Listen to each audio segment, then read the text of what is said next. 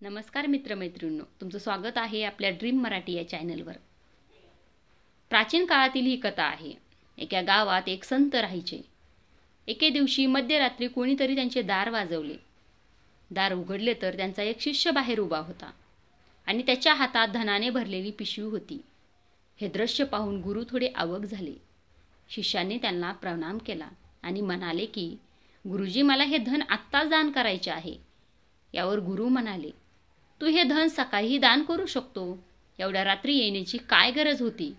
त्यावर शिष्य म्हणाला, गुरुजी, आपणच तर सांगता, चांगले काम करण्याचा विचार आला तर लगेच केले पाहिजे, नंतर आपले मन बदलू शकते।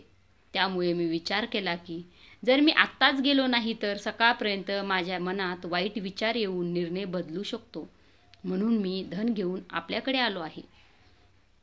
शिष्याचे विचार ऐकून गुरुने त्याला आलिंगन दिले आणि म्हटले की जर प्रत्येक व्यक्तीने या गोष्टीचा आयुष्यात स्वीकार केला तर तो कधीच वाईट काम करू शकत नाही, त्या व्यक्तीला आयुष्यात कधीच अपयश येणार नाही। या छोट्याशा कथेची शिकवण एवढीच आहे की आपल्या मनात चांगले वाईट असे अनेक प्रकारचे विचार सुरू असतात। त्यामुळे जर आपल्या मनात काही चांगले काम करण्याचा विचार आला तर लगेच ते काम करा, कारण वाईट विचारामुळे आपले मन बदलू शकते। ही कथा जर आवडली असेल तर चॅनलला लाईक करा आणि असेच नवनवीन व्हिडिओ पाहण्यासाठी माझ्या चॅनलला सबस्क्राईब करू शकता। धन्यवाद।